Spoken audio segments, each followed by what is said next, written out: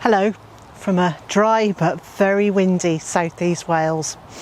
Today I'm going to look at some money saving tips for your garden. I'm Liz Zorab and this is Byther Farm.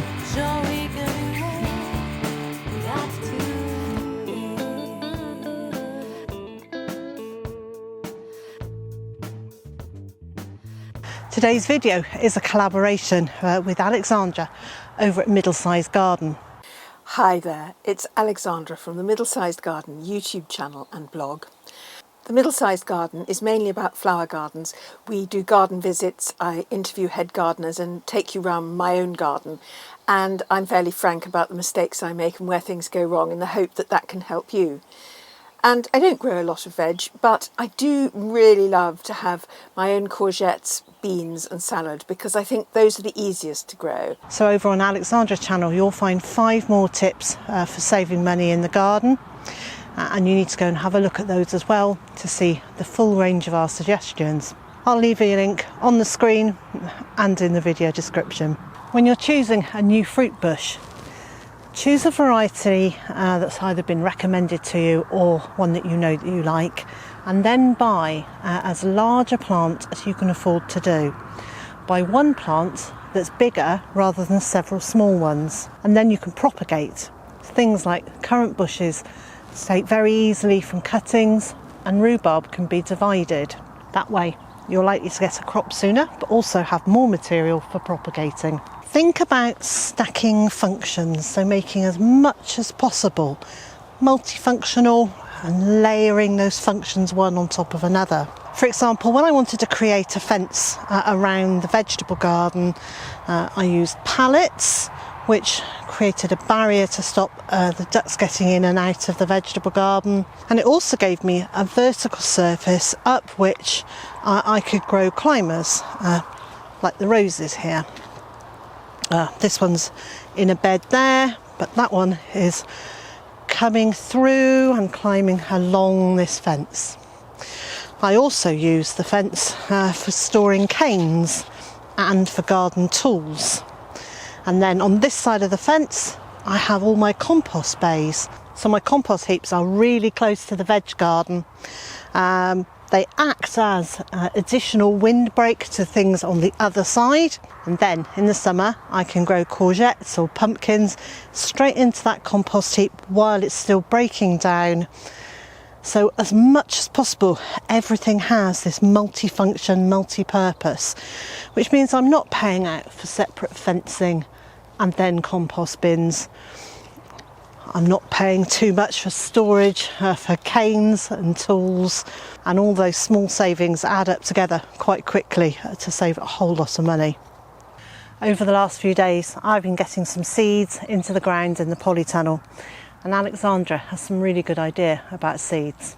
So I'm over on the Middle-Sized Garden YouTube channel talking about money saving tips for flower gardening, and here I'd just like to say my one little tip. When you sow seeds, don't sow the whole packet at once.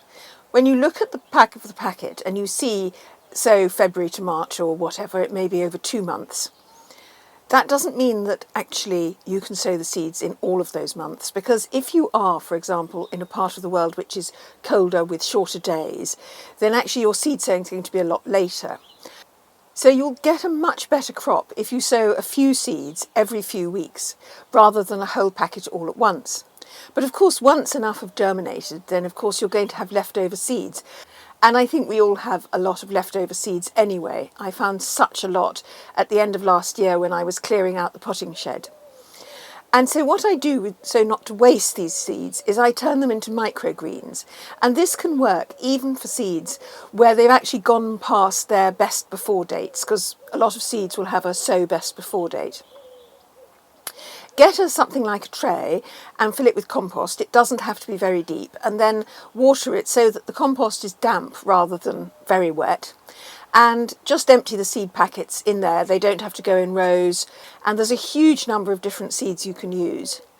And then put the seed tray on a windowsill or perhaps a potting shed or greenhouse or polytunnel if you've got them, but it'll be fine on a windowsill. and just keep it damp. And then in about 4 to 5 weeks, you will have microgreens, which you can snip off with the scissors and add to salads and sandwiches. And don't throw them away then, because quite often they'll re-sprout. And I got 3 to 4 servings off one of my trays of microgreens last year.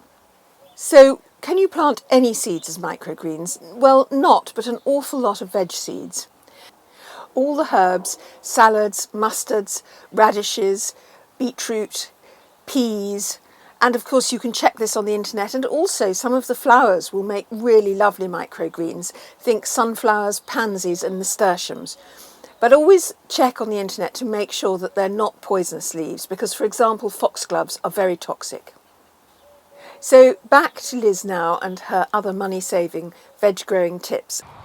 I think one of the best investments you can make in your garden is learning new skills, and particularly learning skills of preserving food, so that when you've grown all these lovely crops and you've harvested them, you don't have to eat them all straight away. You know how to save them for later in the year. Whether that's blanching raw ingredients or cooking whole meals to freeze, using a dehydrator or the oven, or even air drying your food, making jams and pickles and preserves, and canning, which is often called bottling here in the UK. Whichever method you learn and try and then use, it'll just help you to eke out your harvest to last that bit longer. And by the way, Liz, I'm really loving Grounded, the book. It's got so many really useful tips, and of course it's just quite inspiring to see how you've made it all work on such a tiny budget and with a certain amount of ill health. So thank you. And my final tip is probably the best one, which is to make friends with other gardeners. Gardeners by nature are incredibly generous, and you'll find yourself very quickly sharing your plants and cuttings with gardening friends. I've got 2 plants here. This one is a perennial kale with a cream edging to its leaf. Absolutely beautiful. So thank you to Sarah for those. And I've also got some skirret, which is in a huge pot like this. It is just starting to grow back for the year. Can't tell you how excited I am. My friend Kate gave me that. So there's plenty of opportunity to swap plants, swap cuttings, and also swap information and knowledge. To see the rest of our money saving ideas, head on over to Alexandra's channel, The Middle-Sized Garden, where you'll find another 5 really useful money saving ideas. Oh, and while you're over there, don't forget to subscribe to her channel and also check out Alexandra's blog. And so, wherever you are in the world and whatever you've got planned for today, I hope it's a good one, and I also hope you'll join me again next time.